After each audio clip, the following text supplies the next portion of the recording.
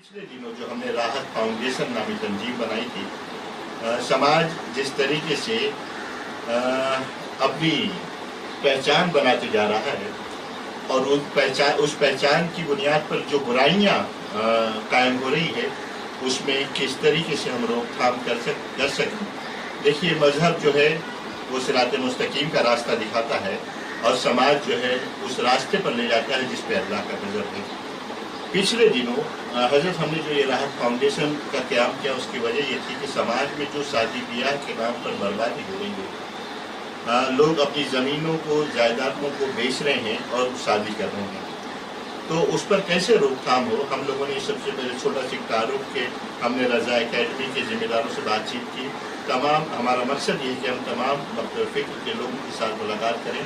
हम मसलकी एतबार से तो अपने मसलकों को देखते और पूछते हैं, लेकिन जहाँ पर समाज की बात आती है, हम शिया हों, सुन्नी हों, देवबंदी, बरेलवी, सभी समाज उसी तरीके से पीड़ित है।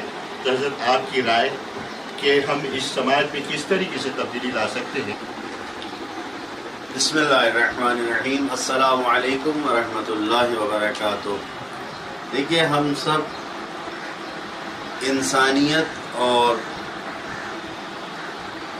कानून जो अल्लाह की तरफ से हमें मिला है, उन दोनों के लिए ज़िंदगी गुजारते हैं और हमारी मुकम्मल ज़िंदगी कामयाबी की तरफ उसी वक्त जाएगी कि जब हम अपनी ख्वाहिशात को कुरान मजीद की तालीम, कुरान मजीद के मैसेज जो हैं, उसकी ख्वाहिशात के मुताबिक गुजारने की कोशिश करें।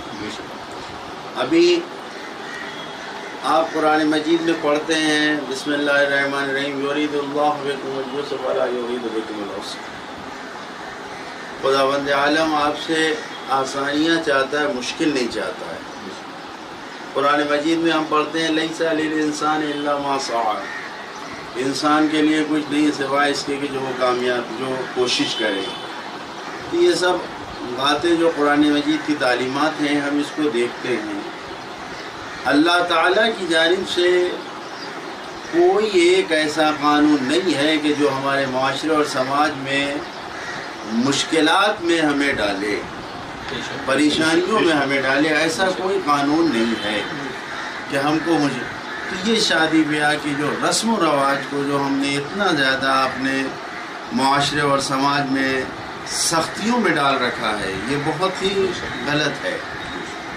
आसानी के साथ अभी हम जिन हालात से गुज़र रहे हैं, इन हालात में मजबूरी के ही सही कि मजबूरी के तहत हमने इस तरीके से अपने आप को देख लिया है, लेकिन कितना आसानी के साथ जो शादियां इन कुछ महीनों में अंजाम पाई हैं, तो उसमें जो आसानी के साथ चंद लोगों में आए, चंद लोग गए और फिर हो गई। न बोझ बना, न कोई शादी, न किसी की ज़मीन बिकी, न किसी की जायदाद बिकी, न कोई इज्जत पे हर्फ आया, कुछ नहीं आया, जबकि हम झूठी इज्जत के खरीदार होके रह गए हैं।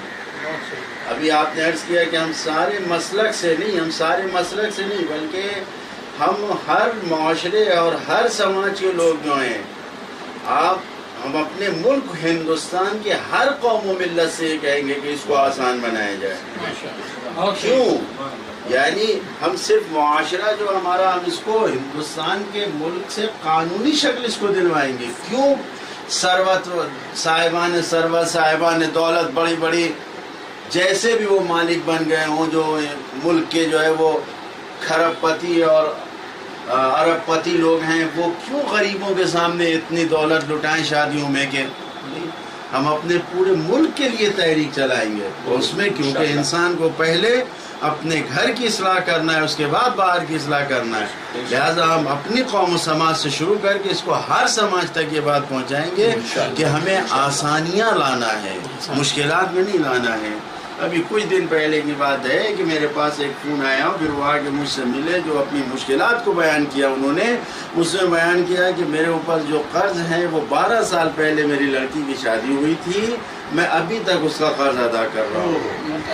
تو اب اس قسم کی مشکلات، اس قسم کی جو پریشانیاں ہمارے درمیان ہیں، ہمیں اس سے نہیں، آسانی کے ساتھ قرآن مجید میں ہمیں حکم دیا گیا ہے کس چیز کا؟ جو چیز لازم اور واجب ہے، نکاح کرنا. کیا واقع نکاح میں اتنے زیادہ خرچ کی ضرورت ہے؟ بالکل نہیں. پورا بوجھ کیا واقع نہیں؟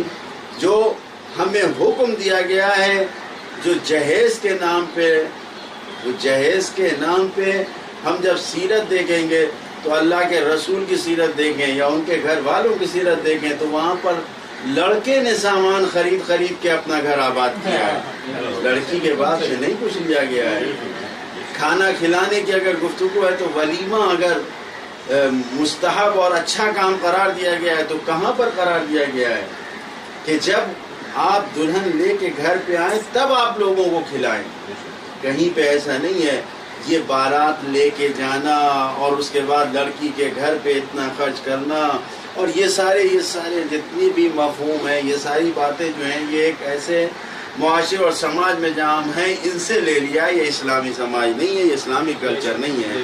اسلام آسانی سکھاتا ہے، اسلام آسانی کے ساتھ زندگی گزارنے کو کہتا ہے.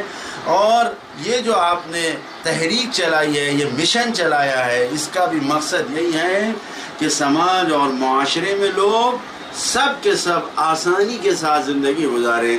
لہذا اس میں سب سے پہلا قدم یہی ہے کہ جو بھی شادی جہاں بھی ہو رہی ہوگی ہم جا کے وہاں پہ اپیل کریں گے، جا کے کہیں گے، لوگوں کو اس بات کو سمجھائیں گے کہ نہ یہ قرآن کے اصول کے مطابق ہے، نہ ہمارے جو بزرگ اولیاء اور علماء اور بزرگ ہیں نہ ان کے اصولوں کے مطابق ہے. خود بھی ہم میدان عمل میں آگے بڑھ کے سادگی کے ساتھ شادی بیاہ کو کریں گے، کروائیں گے اور لوگوں سے بھی اپیل کریں گے انشاءاللہ تعالی. اور جتنا زیادہ ہو سکے گا ہم قوم کو بیدار کریں گے لوگوں تک اس کے لیے. اور آپ بھی یہ جو راحت فاؤنڈیشن آپ نے بنایا ہے، واقعی یہ راحت جس طریقے سے آپ نے نام کا انتخاب کیا، میدان عمل میں بھی ابھی آپ نے مختصر دنوں میں ہی کافی لوگوں تک خبر پہنچائی ہے. انشاءاللہ تعالی نیت میں خلوص رہے گا تو خداوند عالم کامیابی عطا فرمائے گا. یہ تھے حجت الاسلام و مسلمین علی جناب مولانا سید روحی ظفر صاحب، خطیب امام جمعہ اور جماعت شیعہ جامع مسجد ممبئی. ہم ان کے شکر گزار ہیں کہ انہوں نے ہماری تحریک کو وہ روح بخشی ہے جس کی آج ضرورت ہے.